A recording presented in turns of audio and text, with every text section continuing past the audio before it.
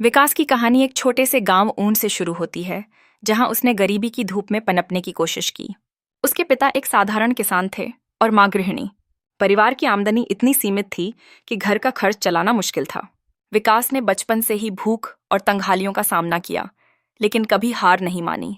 उसकी जिज्ञासा और मेहनत ने उसे आगे बढ़ने की प्रेरणा दी। गांव के सरकारी स्कूल में पढ़ाई करते समय उसे न तो अच्छे अध्यापक मिले और न ही पर्याप्त किताबें। फिर भी वह हर रात मिट्टी के तेल की रोशनी में पढ़ाई करता रहा। उसका सपना था कि वह एक दिन बड़ा आदमी बनेगा। जब विकास 10वीं कक्षा में था, उसके पिता की अचानक तबीयत बिगड़ गई और वह लकवाग्रस्त हो गए। घर की जिम्मेदारी विकास और उसकी मां पर आ गई, जिससे उसकी पढ़ाई पर भी असर पड़ा। दूसरों के घर बर्तन धोकर मां ने घर का खर्च चलाना शुरू किया।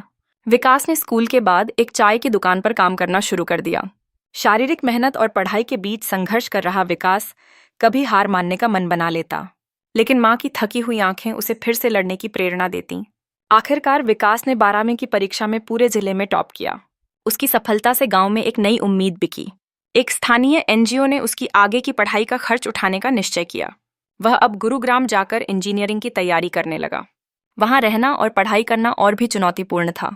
कई मुश्किलों का सामना करते हुए विकास ने आईआईटी में प्रवेश पाने के अपने सपने को पूरा किया। यह उसकी सबसे बड़ी जीत थी।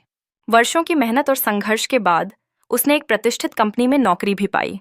नौकरी मिलने के बाद विकास ने सबसे पहले अपने पिता का इलाज करवाया और मां को बर्तन धोने से मुक्त कराया। अब विकास गांव में एक लाइब्रेरी भी खोल चुका है, जहां गरीब बच्चों को पढ़ाई के संसाधन और मार्गदर्शन मिलता है। वह जीवन की कठिनाइयों से युक्त सजगता से समाज में योगदान देने वाला व्यक्ति बन गया है। उसकी यह यात्रा हम सभी के लिए प्रेरणा है, यह बताने के लिए कि संघर्ष की राहों में ही सच्ची सफलता मिलती है।